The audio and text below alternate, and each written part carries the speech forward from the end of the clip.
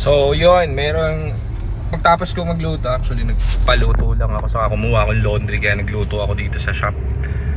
Hindi ako magjo-duty talaga ngayon. Pero may dumating kasi kanina bago ako umalis.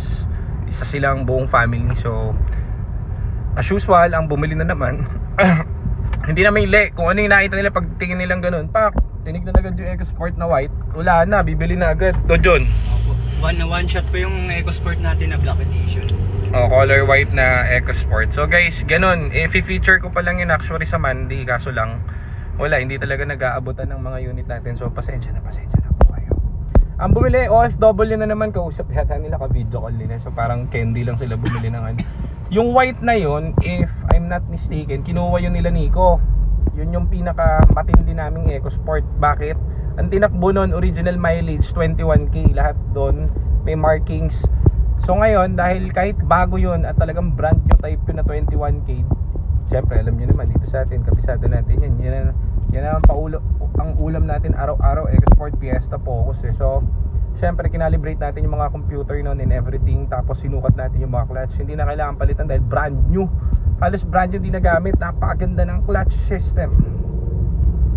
So sold na yata yun. So hindi ko alam eh, nag-test drive sila eh, palabas na ako. Kailangan akong umuwi agad at magpapapunta kami sa... Ay nako John, patay ka, ikot tayo ulit.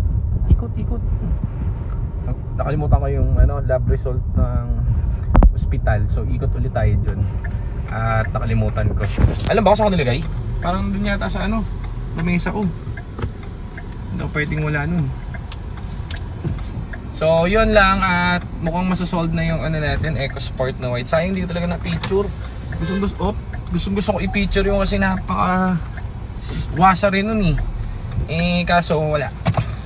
Tapos ito gamit natin yung orange natin. Yung kinuha natin, yung pinatowing namin dahil napakabagal umandar. Ayan, walang ka-error at napaka-goods. Okay ba dyan? Sure. Ilan Goods tinakbo? na goods. 30 no? Opo. Etong orange natin na black edition is 30k mileage. So ito yung si Sir, yung 5 yung kotse niya. So tawag dito, mukhang nagawa na natin at na-upgrade yung kanyang parts na may problem, yung kanyang buong tranny at ang kanyang buong ABS system. So sarap i-drive, walang kahit anong kalampa guys. Kaya papakita ko sa inyo.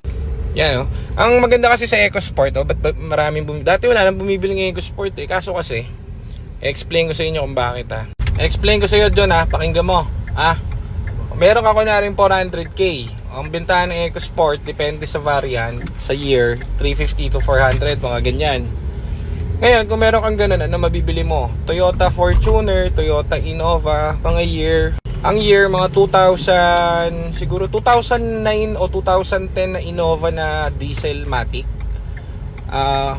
Maganda, talaga namang maganda, wala kang masasabi doon. Sa matic nila umabot 550, mga ganyan.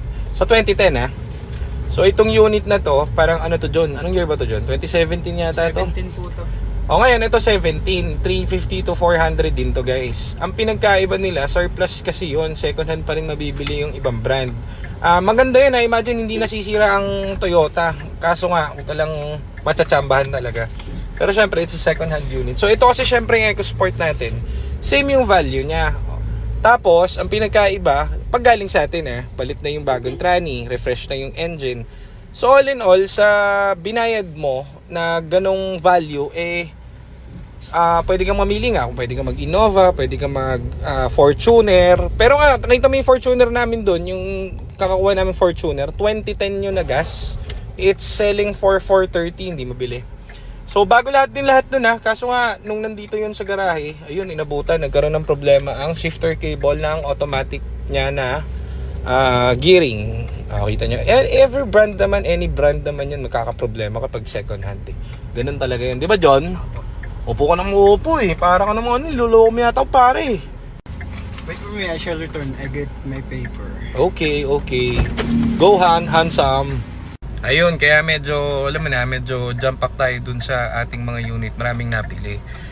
Ngayon, meron kami mga client na nakabili siguro a year ago, 2 years ago. Okay naman yung mga unit nila. Ngayon, syempre, second hand yung mga kotse. Kahit anong kotse, kahit anong brand, magkakaroon problema yan. Kasi ginagamit nyo yan, maandar yung gumugulong yan. So, it depends kung saan nyo ginagamit, anong mangyari at everything. Pero I assure you, hindi masisira ang trani niyan at yung engine niyan pag dito galing sa atin, may mga hindi ko lang sinasabi pero meron kaming hindi ko lang nabablog na pero meron kaming mga na after sales na kunwari after 2 months ago, 3 months ago mga nagkaroon ng problem. Very little yung ginawa, as in very little. Sensor, 1,500 na sensor. Ganun. Wala pa silang binayaran. Imagine that. Bakit ko pinapagawa sa kanila at hanggang ngayon sinuservice ko pa sa kanila? Kasi natatakot kami na ipagawa sa iba yung unit. Kasi kabisado namin yung unit, yung history niyan. Kumbaga, ang basic kasi niyan pag sa mga groups, 'di ba? Try mo magtanong doon pag nagkaroon ka ng isang transmission malfunction, sasabihin sa iyo doon sa group, ang tawag dito, ang banat sa iyo doon, palit ka na ng shape part, palit ka na ng clutch, palit ka na ng TCM. Problema bago i-release dito yung ginawa na namin yun eh. So hindi pwedeng gawin yun. So ang pwede lang masira doon is yung mga sensor. So ano naman yung mga sensor? Yun yung mga sensor sa ilalim. So kunwari nabasa yan, dinamo sa baha, basa ng tubig o maraming pwedeng dahilan yan, pero mostly mga sensor lang. Honest naman ako, totoo naman yan. Parang mo doon sa mga client namin, tuwa. So may iba naman, syempre pinagawa naman sa iba yung unit. Kunwari sa iba, meron din maraming gumagawa, as in maraming gumagawa niyan actually. Hahanap lang talaga kayo ng maalam, kasi meron kami ditong binaybak na unit. Ano yun, 1 year ago, EcoSport. Yun yung mga nauna days pa namin, 1 year ago. Palit yun ng clutch siya, shift fork and everything. So very good yung unit niya. Ang nangyari doon, di binili niya, no? Nag-message sa amin ulit, mag-upgrade daw siya ng unit at pwede raw ba ibenta ulit sa amin. So syempre, kung galing sa amin yan, matutuwa pa kaming bilhin yan kasi alam namin ng history niyan. So isipin mo sa 1 year mo na ginamit yan, bibiling ko pa rin. Bakit? Kasi yung history nga nun, alam namin yung pinagkagawa, makita pa lang namin yung plate number, alam na namin. So ang naging problem niya pagdating namin, ang kumuha ng unit sila Jared, yung pinsan ko. So pagkadating doon, sinilip nila yung unit, tinignan namin. Okay pa naman yung body, pero napakadaming code. Yung ABS nakailaw, naka-malfunction, nag-overheat, ang dami talaga. So remember nung binenta namin yon, talagang flying colors yun.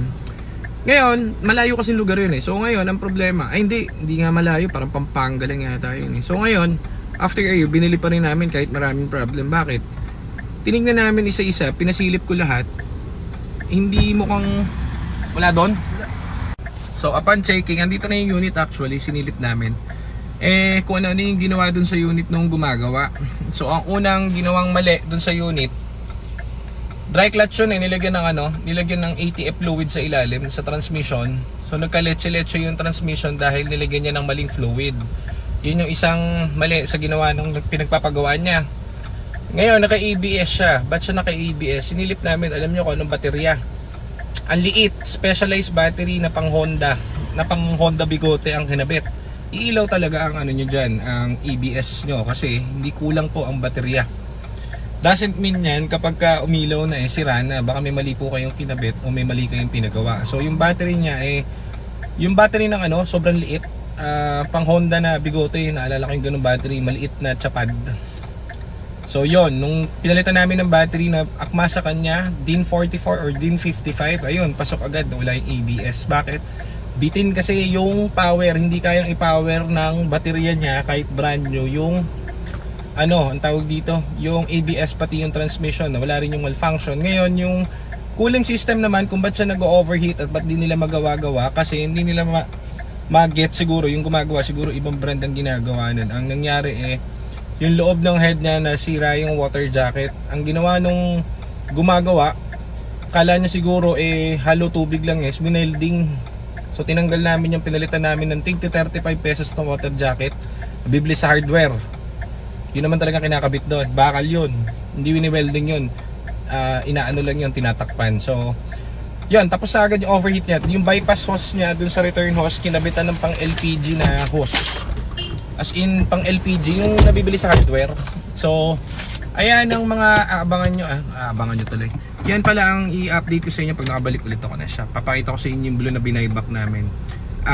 Sayang, mali-mali yung gumawa nun 1 year ago. So yan lang, thank you. Tapos muna ako.